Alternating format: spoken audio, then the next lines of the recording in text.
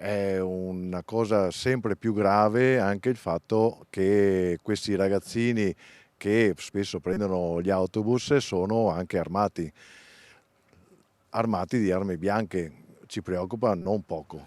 Sempre più giovani, sempre più armati. È questa una delle istantanee scattate sui mezzi pubblici della Marca nel giorno in cui il Sole 24 Ore certifica il paradosso trevigiano, una provincia che resta tutto sommato isola felice, 101esimo posto su 106 in Italia per numero di reati, ma prima per incidenza di minori denunciati. Proprio così, il quotidiano degli industriali, elaborando i dati del Viminale, evidenzia come nel 2024 su 9.120 persone denunciate o arrestate, il 9,5% sia minorenne, di fatto il doppio della media nazionale, che è al 5%. In termini assoluti, 869 soggetti. Insomma, tanti troppi baby bulli e maranze in giro, come quelli che nei giorni scorsi sulla linea tra Castelfranco e Riese Pio X hanno rapinato uno studente universitario rubandogli pure le scarpe. Questi ragazzi, soprattutto di seconda generazione, chiamiamoli così, che hanno questa voglia di avere qualcosa di marca, qualcosa di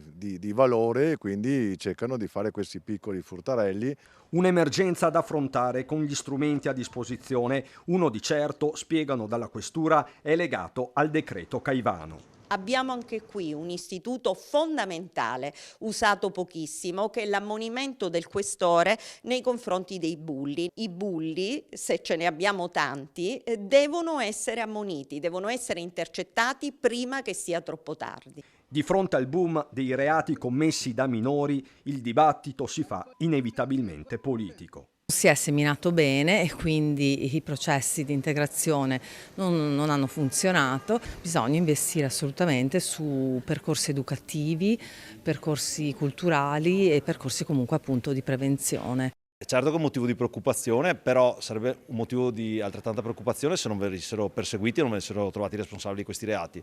C'è da dire che in tante altre zone d'Italia io credo che i reati siano, anzi i numeri sono chiari, i dati sono maggiori, però non vengono probabilmente né perseguiti né vengono trovati colpevoli come viene fatto a Treviso. Più in generale nella Marca gli illeciti denunciati sono 20.454, in crescita comunque del 3,09% rispetto al 2023. Treviso fa meglio di Belluno, Vicenza e Rovigo, rispettivamente al 96esimo, 51esimo e 49esimo posto. In zona calda il Padovano al numero 28, Verona 19, Venezia ottava accanto alle grandi metropoli.